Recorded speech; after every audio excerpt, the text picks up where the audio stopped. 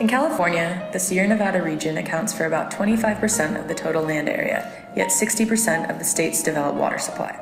Economically, the region is important to the state not just for water supply, but also because of major hydropower projects and the production of wood products. Unfortunately, many of these forested regions are being increasingly threatened by the risk of wildfire, and in turn, so are the water supplies that they support. Wildfires are a natural ecosystem process, and not all fires are catastrophic.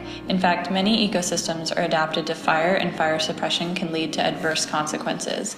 In areas where historically there were frequent fires, fire suppression can change the species present, facilitate tree invasions into grasslands, exclude small herbaceous plants, increase the accumulation of organic matter, and create more uniform tree stands.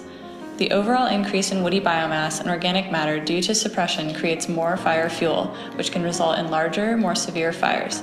Since the 1980s, there has been an increase in the number of large, more severe wildfires throughout much of the western United States, and there is strong evidence that this trend will continue.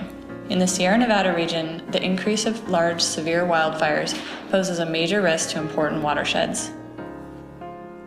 The Rim Fire, which was the region's largest wildfire in history, scoured 402 square miles of damage in the watershed. After a fire, sedimentation is a major concern for those who manage downstream ecosystems. Therefore, our team set out to understand the relationship between burn severity and sedimentation. Our study area is located in the Upper Tuolumne watershed in the Sierra Nevadas. There are 14 subbasins in this watershed. Due to the increased prevalence of large, severe fires in important watersheds, there is a growing need to integrate spatial technologies to support better decision-making and to prevent future catastrophic events. In order to understand the relationship between fire severity and sedimentation, our team developed a geospatial analysis tool to help land managers assess fire threats on water resources. The datasets utilized in this analysis include fire history from the Monitoring Trends and Burn Severity dataset derived from Landsat 8 data products. We also utilize the soil survey dataset derived from the National Resources Conservation Service. Using the soil survey dataset, we extracted key soil properties that can increase the potential for sedimentation after a fire, such as runoff, precipitation, which is the driving factor, erosion hazards, and slope. Each soil property was weighted 1 through 5 from lowest risk to highest risk and overlaid in GIS to produce a proxy measurement for potential sedimentation. This output was further analyzed with fire severity using spatial statistics to explore the changes in potential sedimentation risk for every level of burn severity. Zonal statistics were used to calculate changes in sedimentation risk for every level of burn severity on 14 fires in the region. Zonal statistics allowed us to analyze the response in sedimentation for every level of burn severity.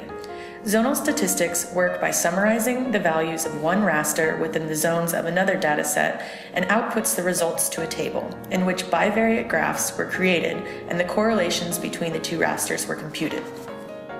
Our results indicate a 42% correlation between fire severity and sedimentation. This could be due to the large discrepancy in the soil survey dataset, the limited number of fires analyzed in the case study, and the 14-year average precipitation layer. Given these constraints, we feel confident that this analysis is a sound methodology that can be repeated with improved inputs, such as annual precipitation and full inventory of soil data and additional fires. Overall, our findings, as well as our geospatial analysis tool, can be used as a repeatable methodology to help land managers focus their efforts on mitigating fire events that threaten California's precious water resources and put societies in danger.